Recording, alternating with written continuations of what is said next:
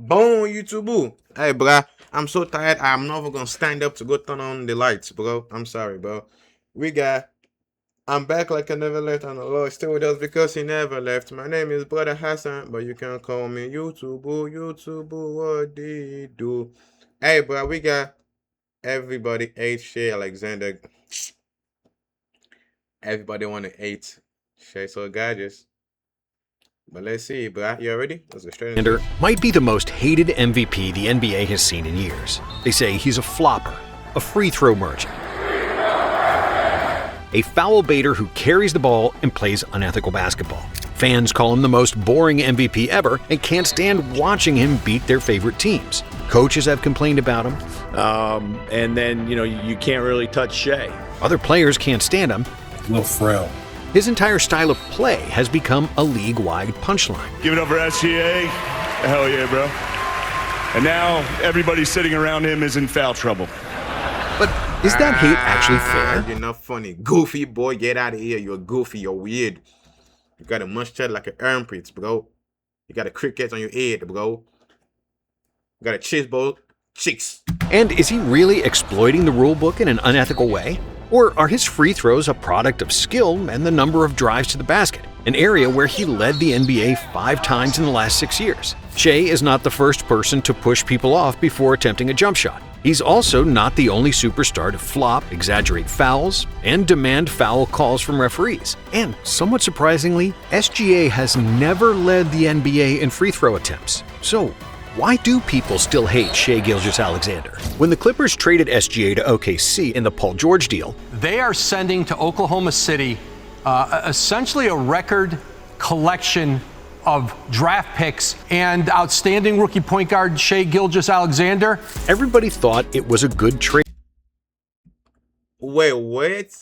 for the Clippers, especially since they also acquired Kawhi Leonard. Even though Shai had a promising rookie season, no one could have predicted that he would become a 2-time MVP. You join an exclusive, illustrious list of NBA legends who have won back-to-back MVP awards. And that he'd break Wilt Chamberlain's record for most consecutive 20-point games. But under the tutelage of Chris Paul, Shai averaged 19 points per game in his first season in Oklahoma. And after CP3 left, Gilgeous-Alexander became the new leader of the Thunder. Despite OKC being in a rebuild, Shai averaged 24 points and 6 assists per game across the 2021 and 2022 seasons, even though he missed significant time due to various injuries. And while the Thunder were losing, their GM, Sam Presti, kept acquiring draft picks like Infinity Stones, setting the groundwork for one of the most incredible turnarounds in NBA history.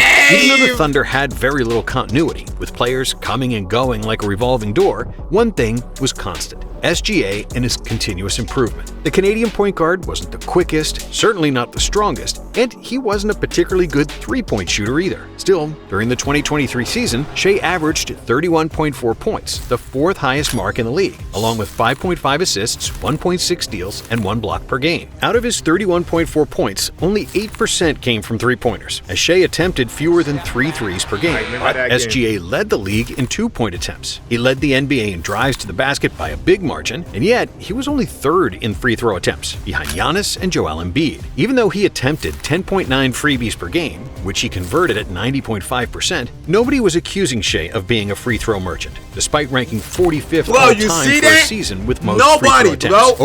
Over the next 3 years, SGA was again the league leader in drives in every season except 2026, when he was overtaken by Jaylen Brown. But he didn't lead the league in free throws once, and his attempts have actually decreased, with SGA attempting 2 free throws less than in 2023. But now, everybody calls him a free throw merchant, despite attempting fewer shots from the line. So how is that possible? The first part of the answer is winning. When the Thunder was struggling, nobody was paying much attention to a guy scoring points on a young, up-and-coming team that didn't even make the playoffs. But when he started getting MVP considerations, there's a brother this year that I think has been vastly ignored: Shai Gilgeous-Alexander. And when the Thunder started to make noise in the playoffs, the first chatter about his flopping started. In 2025, when he won the MVP and led his team to the NBA championship, the foul baiting chatter got even louder. In fact, it got so loud that the ESPN announcer Doris Burke called him a free throw merchant on live TV. It's a reason NBA Twitter likes to call him the free throw merchant, Mike. Anthony Edwards also complained about the calls Shai was getting. It's hard to, man, with the calls that Shai gets. It's hard. It's hard to shut him down. You can't touch him at any time of the game. Where was And this so a did his couple years coach, ago? Chris Finch. And then, you can't really touch Shai.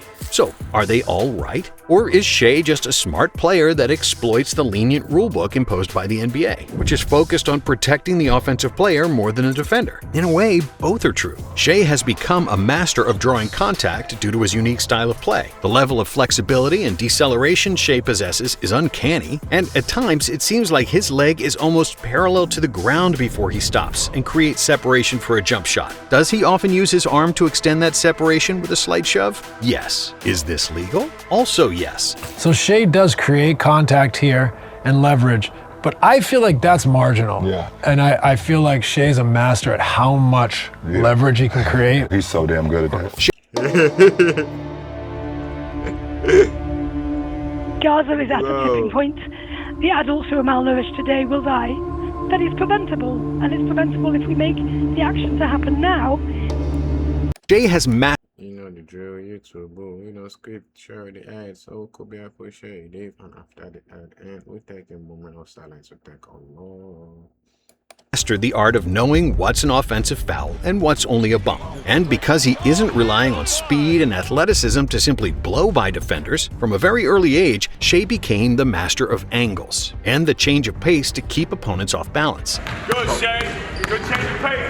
SGA's elasticity is often compared to Novak Djokovic, the greatest tennis player of all time. Shai adopted the mechanics of a tennis slide to decelerate, angling his shin and ankle such that he can use the side of his foot as a brake system. And he's the best in the NBA when it comes to stopping after going at full speed. That is his ultimate athletic gift, the balance he maintains on the edge of falling down, almost on every single possession. And that's not a coincidence. After the Orlando bubble, Shai started training with Nem Ilic, a personal trainer from his hometown. Ilic has focused their workouts on explosive multi-directional lunges, extending the legs at a 45-degree angle, which mirrors the angle that Shai would naturally be in when executing a step back. Shai also started running barefoot to strengthen the ligaments in his feet, which improved his balance and coordination, along with a ton of stuff using resistance bands. And all workouts are designed to strengthen his core and legs, which allows Shai to play at angles that just aren't accessible to other players. And that's why when SGA's forward momentum forces defenders to slide back, upon contact in an almost simultaneous motion, Gilgeous-Alexander is already slamming his brakes to create an enormous window of separation, which is a big part of why he became one of the best mid-range shooters in NBA history. In 2026, 50% of all of Shai's shots came from mid-range, and he converted them at an elite level, 54% on 9.7 attempts per game. This is 10 percentage points higher than the NBA average, and due to his volume and efficiency, he had one of the best mid-range shooting seasons in NBA history.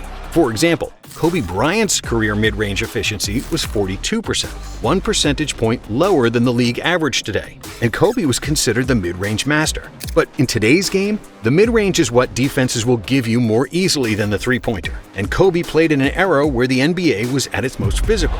So that's not really a fair comparison. Still, even though he plays in today's game where the offensive player is massively protected, and even though SGA exploits those rules to the fullest, his effectiveness can't be denied. I mean, he's got you in jail. He can shoot off the bounce, he can finish, he can pass. So what do you do if you're a defender? You play too tight, he can go by you. You try to stay tight enough and strong enough that you can absorb the step back. Now he can go and draw fouls because you're overplaying him. He's got you in a position where however you decide to guard him, he has a counter. And due to Shai's volume of drives to the basket, the unique skill set that allows him to stop on a dime better than anyone, his 9 free throws per game are actually not that much. Does SGA flop sometimes? He does. Does he exaggerate contact and bump into people on purpose? Of course. He also gets away with traveling. SGA kept the pivot foot down off the backboard. And off-arm shoves. And the optics of his game are not always fun to watch. But this is all strategically sound basketball on SGA's part. Why shouldn't he try to get to the line when he sees the opportunity to do so? Or get the opponents into foul trouble? He's doing everything in his power to help his team win within the rules as they're enforced. So long as the concepts of fouls and free throws exist, players are going to look for loopholes to exploit them. James Harden did it best, and others followed, mainly Trae Young and Joel Embiid. Oh man, come on, man. Even Steph Curry, the golden child of the NBA, was sometimes leaning into opponents to get a foul call. before the league changed the rules in 2021 with the intent to stop abrupt or abnormal non-basketball moves by offensive players in an effort to draw fouls. The new rules are having an impact across the league this season. Teams are averaging just 20 free throw attempts per game thus far. Before he became the Lakers head coach, JJ Redick talked about this on his podcast and how the best players in the league always shot a ton of free throws. Michael Did Jordan. MJ just close And his how eyes? the best players in the league always shot a ton of free throws. Michael Jordan, 7 to 12 free throws a game. Kobe Bryant, 6 to 10 free throws a game. Barkley, 7 to 12 free throws a game.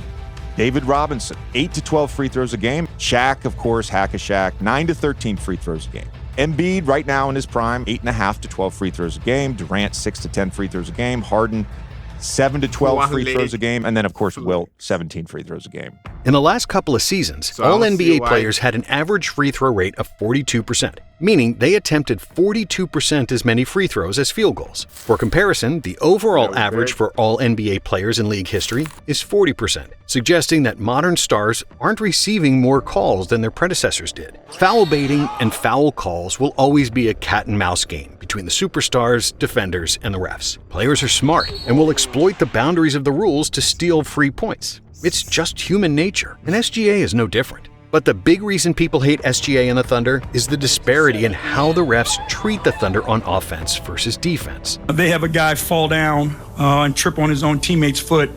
They review us for a hostile act. The least that they could do is get the same respect that everybody else in this league gets and get refereed the same way that everybody else in this league gets ref. Damn! Defensively, OKC players are extremely physical, with a lot of holding and grabbing. Caruso and Dort in particular are constantly committing small fouls, and the mentality of the team seems to be that the refs can't call every small foul they commit, especially if several players are committing those fouls at the same time. On the other hand, Shai truly does get a lot of favorable whistles, and that's why some people consider him and the Thunder to be sort of like a teacher's pet.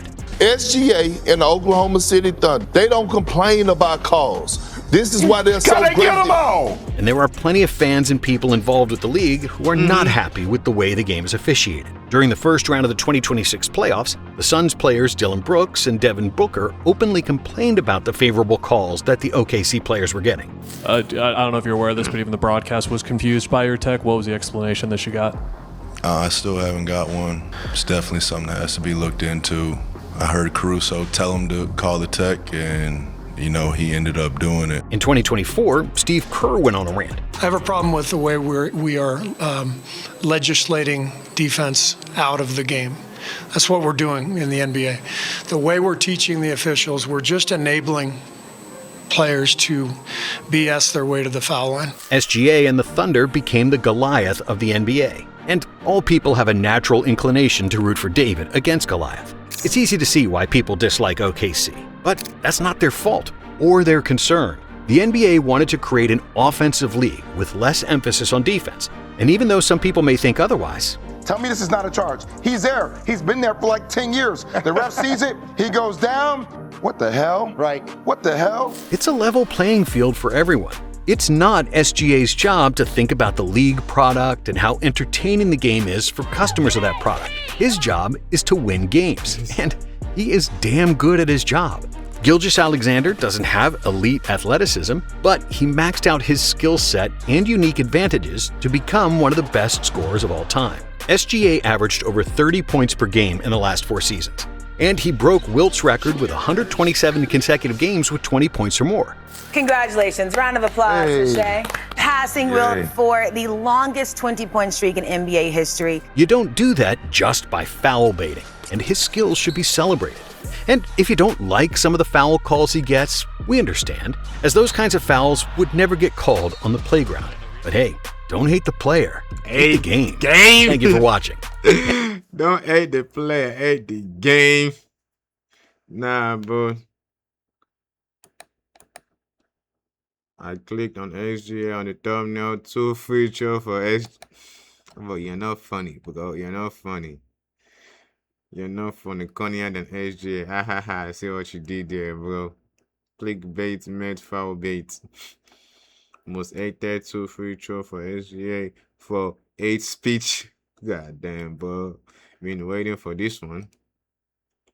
And somehow me clicking on this video results in, bro, you guys gotta stop.